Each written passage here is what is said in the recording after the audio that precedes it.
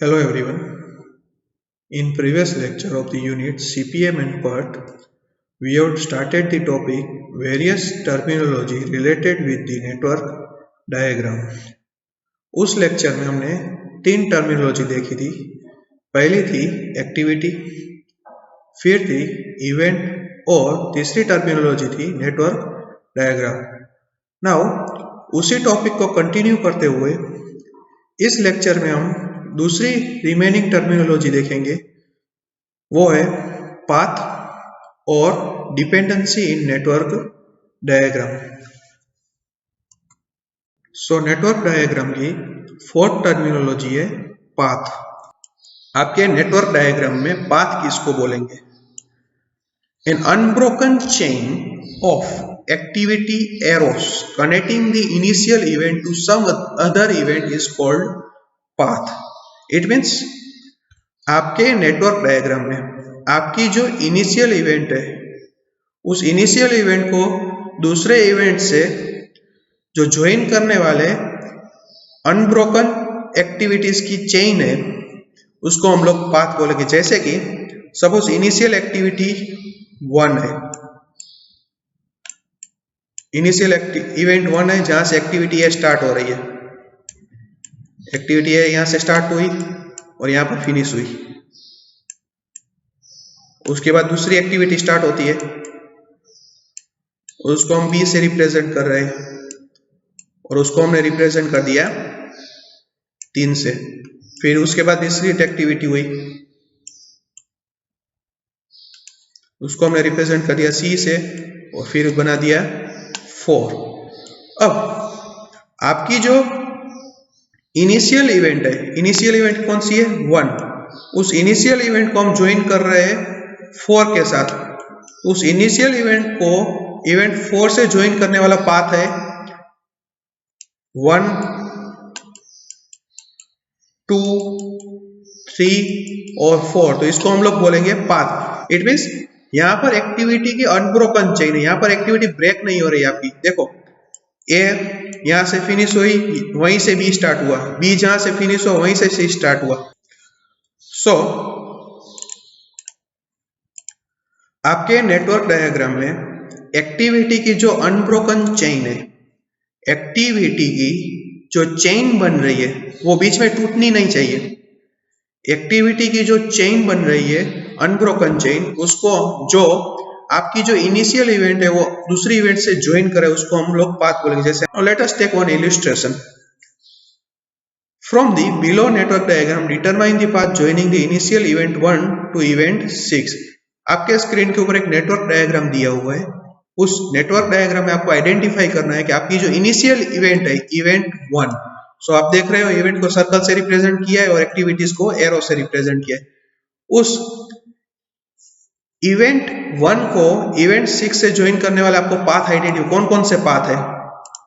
फिर से मैं रिपीट कर रहा हूं, आपके स्क्रीन के ऊपर जो नेटवर्क डायग्राम दिख रहा है, उस नेटवर्क डायग्राम आपको आइडेंटिफाई करना है कि आपकी जो इवेंट 1 है, आपकी इवेंट 1 को इनिशियल इवेंट 1 को इवेंट 6 से ज्वाइन करने वाले कौन कौन से पाथ है नेटवर्क डायग्राम। आप इजीली ऑब्जर्व कर सकते हो। पहला पाथ है 1, 2, 5, 6। सो पहला पाथ मिल गया हमें 1, 2, 6, 1, 2, 5, 6। फिर दूसरा पाथ आप देख सकते हो इजीली, दूसरा पाथ है 1 से लेकर 3, 3 से 5, 5 से 6। सो ये दूसरा पाथ बन गया। सो 1, 3, 5, 6। फिर आप देख सकते हो तीसरा पाथ है 1, 4, 6। सो ये हमारा बन गया 1, 4, 6। सो नेटवर्क आपका जो नेटवर्क डायग्राम दिया हुआ है उसमें 3 पाथ पॉसिबल है जो एक्टिविटी इनिशियल इवेंट 1 को इवेंट 6 के साथ ज्वाइन कर रहा है। सो पहला हुआ 1, 2, 5। तो आप देख सकते हो यहाँ पर 1 से 5 लेकर कंटिन्यूस एक्टिविटी, यहाँ पर कोई अनब्रोकन चेन है। आपकी जो एक्टिविटी जो है उसकी अनब्रोकन चेन, इसको हम लोग पाथ बोलेंगे। फिर 1, 3, 5, 6, फिर 1, 4, 6। ये हुआ कॉन्सेप्ट हुआ पाथ का। नेक्स्ट कॉन्सेप्ट है नेटवर्क डायग्राम में डिपेंडेंसी का क्या मतलब है। डिपेंडेंसी यानी what? The interrelationship between activity and event is denoted by dependency.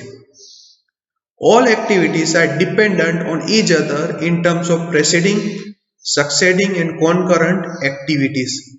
It means आपके नेटवर्क डायग्राम में जो एक्टिविटी और जो इवेंट हो रही है उन दोनों के बीच के जो इंटर रिलेशनशिप है उसको हम लोग डिपेंडेंसी से रिप्रेजेंट कर रहे हैं। फिर से मैं दोहरा रहा हूं, आपके नेटवर्क डायग्राम में जो एक्टिविटी हो रही है और जो इवेंट हो रही है उस एक्टिविटी और इवेंट के बीच जो इंटर रिलेशनशिप है उसको हम लोग रिप्रेजेंट करेंगे डिपेंडेंसी। गुजराती में આપણે એને અવલંબન કહીએ છીએ। नेक्स्ट, बेस्ड ऑन डिपेंडेंसी आपकी एक्टिविटी दूसरे एक्टिविटी के ऊपर कैसे डिपेंड कर रही है उसके ऊपर आपके पास 3 एक्टिविटी क्लासिफाइड होती है।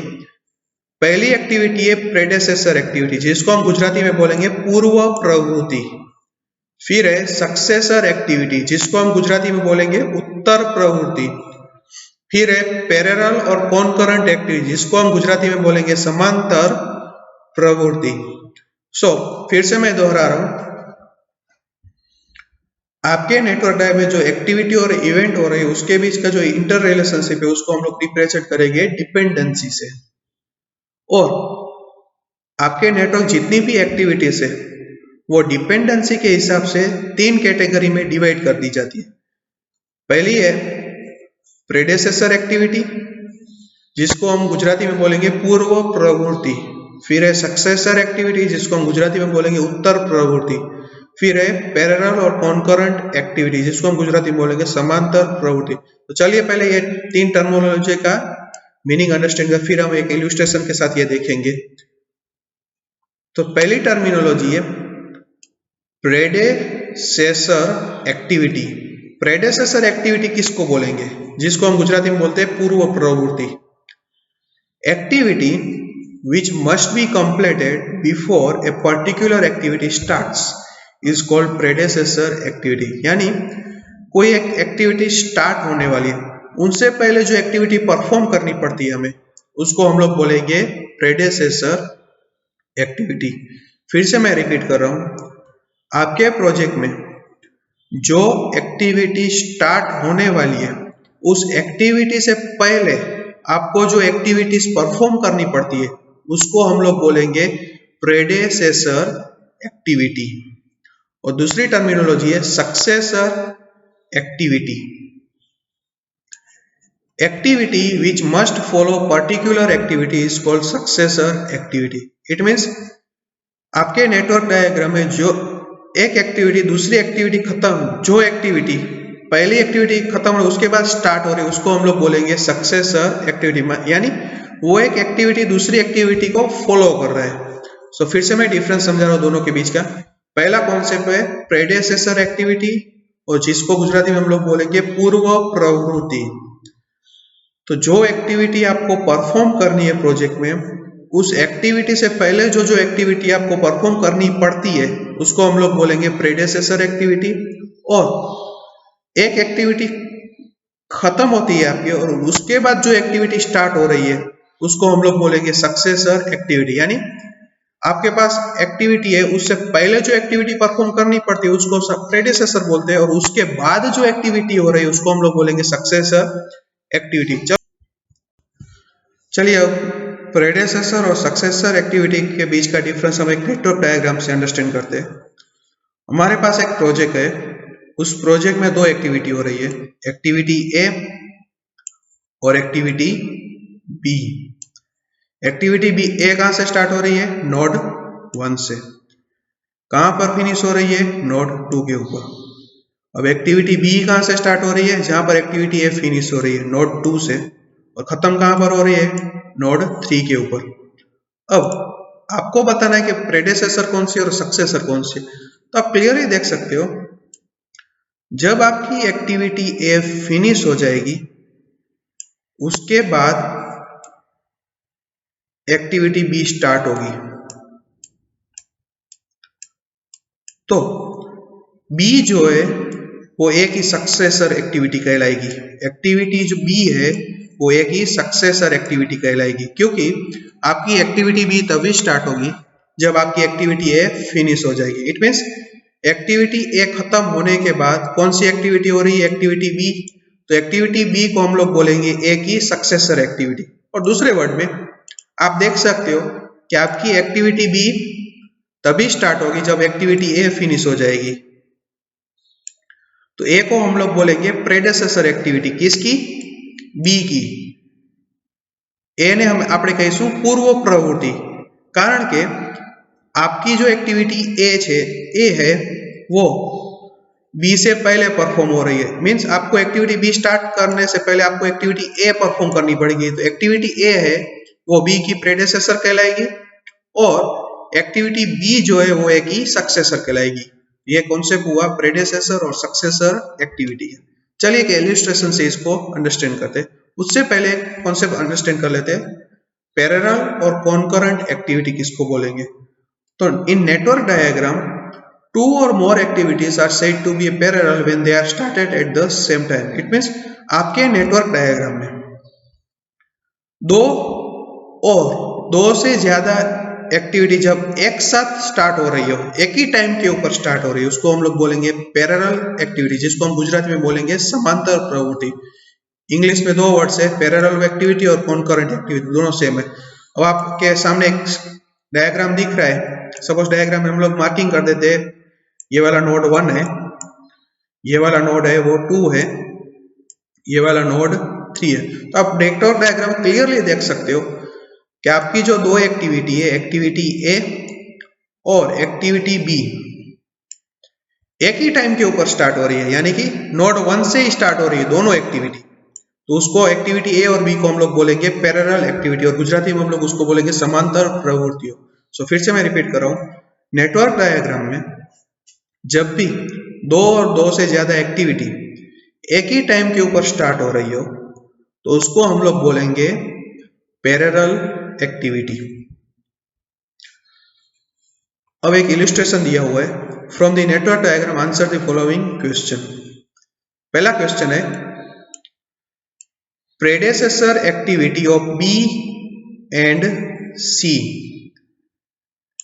इट मीन्स बी અને सी ની પૂર્વ પ્રવૃત્તિઓ। उसका मतलब क्या है? प्रेडेसेसर यानी उस एक्टिविटी से पहले होने वाली एक्टिविटी। सो बी, तो आप नेटवर्क डायग्राम देख सकते हो, ये वाली एक्टिविटी ए है और एक्टिविटी सी है। तो बी और सी से पहले कौन सी एक्टिविटी हो रही है? एक्टिविटी ए, तो उसकी प्रेडेसेसर एक्टिविटी हुई ए। सिमिलरली फिर क्वेश्चन है, दूसरा क्वेश्चन है, सक्सेसर एक्टिविटी ऑफ ए। दूसरा क्वेश्चन है, फिर से मैं दोहरा रहा हूं, सक्सेसर एक्टिविटी ऑफ ए नी उत्तर प्रवृत्ति। तो आपको डेटा पहले लोकेट करना, एक्टिविटी ए कौन सी हो रही है? एक्टिविटी ए। और जैसे हमने डिस्कस किया, सक्सेसर यानी उसके बाद होने वाली एक्टिविटी, उत्तर प्रवृत्ति એટલે એના પછી થવાવાળી एक्टिविटी। तो एक्टिविटी ए के बाद कौन सी एक्टिविटी हो रही है? तो आप क्लियरली देख सकते हो, एक्टिविटी ए के बाद दो एक्टिविटी हो रही है, एक्टिविटी सी। इट मींस जहां से एक्टिविटी ए खत्म हो रही है वहीं से दो एक्टिविटी स्टार्ट हो रही है, एक्टिविटी बी और सी। तो ए की जो सक्सेसर एक्टिविटी है वो कौन सी है? B and C. सिमिलरली तीसरा क्वेश्चन है, प्रेडेसेसर एक्टिविटी ऑफ जी। जी की पूर्व प्रवृत्ति। तो पहले आपको नेटवर्क डायग्राम लिखना है, जी कहां पर है? ये रहा जी। अब जी से पहले कौन सी एक्टिविटी? प्रेडेसेसर यानी पहले। तो जी से पहले कौन सी एक्टिविटी हो रही है? एक्टिविटी ई। अब देख सकते हो जहां से जी स्टार्ट हो रहा है वहां पर दो एक्टिविटी फिनिश हो रही है। यहां से आपकी एक्टिविटी जी स्टार्ट हो रही है, उस फिनिशिंग पॉइंट के ऊपर दो एक्टिविटी फिनिश हो रही है। जहां से आपकी एक्टिविटी जी स्टार्ट हो रही है वहां पर दो एक्टिविटी फिनिश हो रही है, एक्टिविटी ई और एक्टिविटी एफ। ई और एफ है वो जी की प्रेडेसेसर है। तो आंसर है ई एंड एफ। फिर क्वेश्चन है, successor activity of D. D नी उत्तर प्रवृत्ति। तो डी के बाद कौन सी एक्टिविटी हो रही है? तो ये वाली एक्टिविटी डी। एक्टिविटी डी यहाँ पर खत्म हो गई आपकी हेड के ऊपर, तो उसके बाद कौन सी एक्टिविटी आई? एफ। तो आंसर हुआ उसका एफ। सिमिलरली नेक्स्ट क्वेश्चन है प्रेडेसेसर एक्टिविटी ऑफ डी। तो डी से पहले कौन सी एक्टिविटी हो रही है? तो डी यहां से स्टार्ट हो रहा है, तो उनसे पहले कौन सी एक्टिविटी हो रही है? एक्टिविटी सी। आंसर हुआ सी। फिर लास्ट क्वेश्चन है B and C are dash activity blank activity. तो बी और सी कौन सी एक्टिविटी है? नेटवर्क डायग्राम आप देख सकते हो, ये वाली एक्टिविटी बी है और ये वाली एक्टिविटी सी है, और दोनों एक्टिविटी एक ही टाइम के ऊपर स्टार्ट हो रही है। देखो आप दोनों का स्टार्टिंग पॉइंट एक ही है, ये वाला नोड। तो जैसे हमने डिस्कस किया, जब भी दो एक्टिविटी का स्टार्टिंग टाइम सेम हो तो उसको हम लोग बोलेंगे पैरेलल एक्टिविटी। सो आपके नेटवर्क टाइप में जो बी और सी एक्टिविटी है वो कौन सी है? पैरेलल एक्टिविटी, और गुजराती में हम लोग उसको बोलेंगे समांतर प्रवृत्तियों।